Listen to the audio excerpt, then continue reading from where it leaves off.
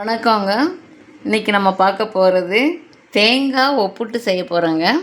அதுக்கு நான் ஒரு சின்ன மூடி தேங்காய் திருக்கி வச்சுருக்கேன். கரும்பு சர்க்கரை ஒரு கப்பு வச்சுருக்கேன். கொஞ்சம் எண்ணெய், உப்பு லைட்டாக வேணும். மைதா மாவு ஒரு 100 கிராம் எடுத்திருக்கேன். நெய், ஏலக்காய் பொடி, இவ்வளோதான் தேவையான பொருளுங்க. இப்போ நம்ம மாவு பிசைஞ்சு வச்சுக்கலாங்க. ஒரு பிஞ்சு உப்பு போதுங்க இதுக்கு. அப்புறம் கொஞ்சம் கொஞ்சமாக தண்ணி ஊற்றி நம்ம சப்பாத்தி மாவு மாதிரி பிசைஞ்சுக்கலாங்க.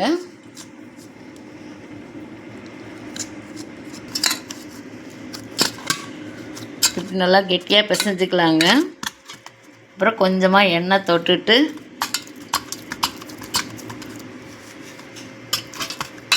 கொஞ்ச நேரம் அப்படியே ஊற வச்சிடலாம். ஊறிட்டுருக்கிட்டு மூடி வச்சிடலாங்க. வச்சுக்கலாங்க. அடுப்பை பற்ற வச்சுட்டோங்க. தேங்காய் போட்டாச்சு. கொஞ்சம் நெய் போட்டுக்கலாம்.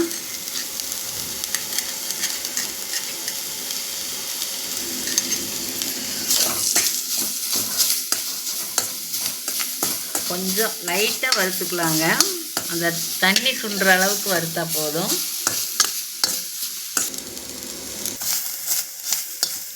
இவ்வளோ வறுத்தா போதுங்க. இப்போ கரும்பு சர்க்கரையை போட்டுக்கலாம்.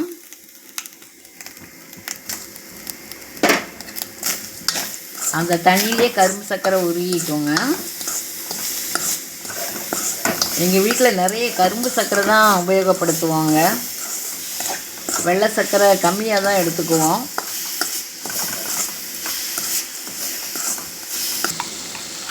இப்போ கொஞ்சம் ஏலக்காய் பொடி போட்டுக்கலாங்க.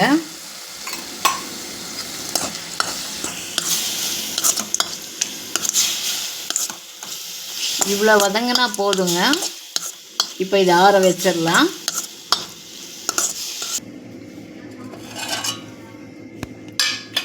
இப்போ புட்டு செய்ய ஆரம்பிச்சிடலாங்க.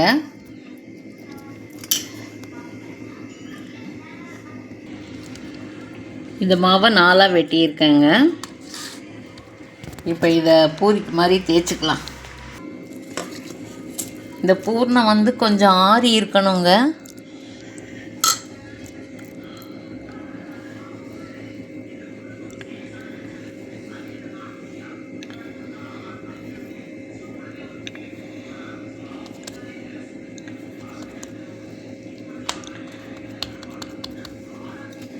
இப்போ இதை தேய்ச்சி கொஞ்சம் எடுத்து வச்சிடலாம்.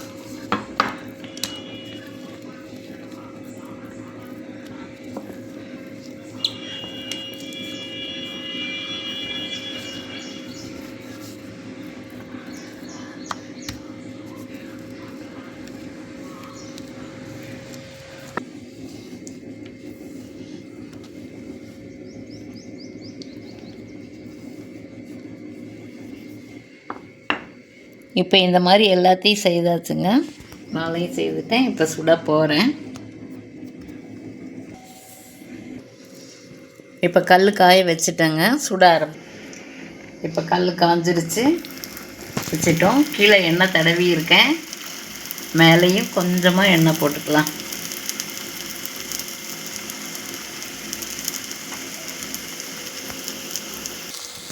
இது ஒரு பக்கம் வெந்துருச்சுங்க. திருப்பி போட்டிருக்கேன். இந்த பக்கமும் நல்லா வெந்ததும் எடுத்துக்கலாம்.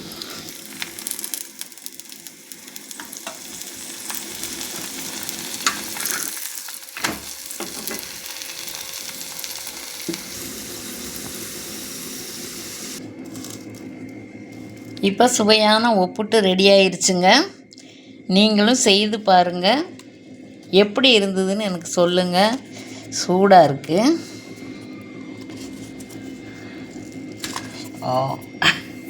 பாருங்கள் எவ்வளோ ஜூஸியாக டேஸ்ட்டாக இருக்குது பாருங்கள். குழந்தைங்க விரும்பி சாப்பிடுவாங்க. செய்து பாருங்கள். நன்றி.